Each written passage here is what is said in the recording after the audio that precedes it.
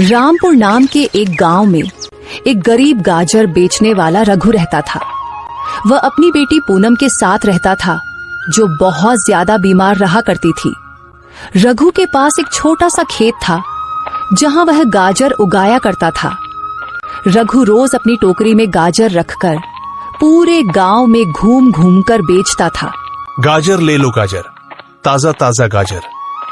हे भगवान, आज एक भी गाजर नहीं बिकी। पूनम के लिए दवाइयां भी लेनी है। अगर उसे दवा नहीं मिली तो उसकी तबीयत और बिगड़ जाएगी।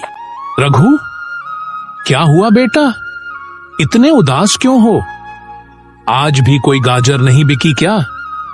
मैं तो कहता हूं ये धंधा छोड़कर सेठ भूषण के पास काम पर लग जाओ। वह तुम्हें अच्छे खासे पैसे भी दे देगा। या फिर तुम अपने खेत में कोई और सब्जी उगा लो। नहीं काका, मेरा इससे गुजारा हो जाता है। सेठ भूषण के पास अगर कभी जरूरत हुई तो मैं जरूर काम करूंगा।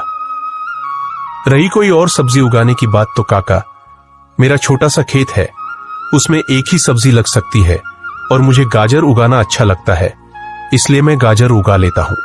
हाँ बेटा, तुम बहुत अच्छे हो, पर क्या करें, तुम्हारी किस्मत खराब है। तुम्हारी बीवी की मृत्यु न होती तो आज तुम्हारा परिवार भी अच्छे से जीता। हाँ काका, वो तो है, पर क्या करूं? पूनम की तबीयत और बिगड़ती जा रही है और न ही मेरी गाजरें बिक रही है कि उसके लिए दवाइयां ला सकूं। तो सोच में पड़ गया हूं कि क्या करूं।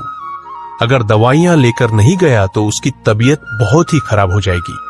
ठीक है बेटा, अभी तो ज्यादा वक्त नहीं हुआ, तुम जाओ, तुम्हारी गाजरें बिक जाएंगी।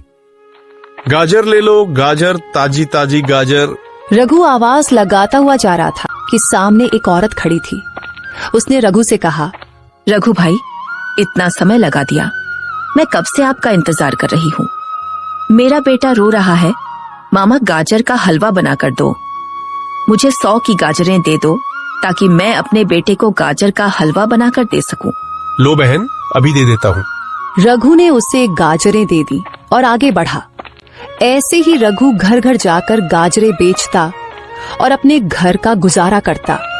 गाजरें तो काफी बिक गई है और पैसे भी आ गए हैं। अब मैं जाकर पूनम के लिए दवा भी ले आऊं। कल भी उसने दवा नहीं खाई थी। रघु दवा लेकर घर चला गया।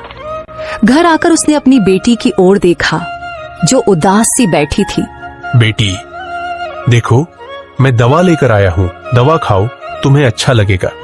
पिताजी, आप जानते हैं मैं ठीक नहीं हूँ, मेरा सिर बहुत दर्द कर रहा है। परेशान मत हो बेटी, बस दवा खाओ और आराम करो, दवा तुरंत असर करेगी। बेटी ने रघु की बात मानी और दवा खा ली। कुछ देर वे दोनों चुपचाप बैठे।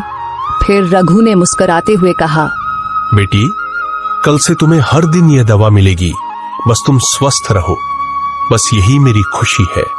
पिताजी, आपको मेरी कितनी चिंता है मैं जानती हूँ। ऐसी ही बातें करते करते दोनों पिता और बेटी सो गए। रघु सुबह अपने खेत पर टोकरी साथ लेकर जाता और टोकरी भरकर गाजर तोड़ता, फिर उन्हें गांव में बेच देता।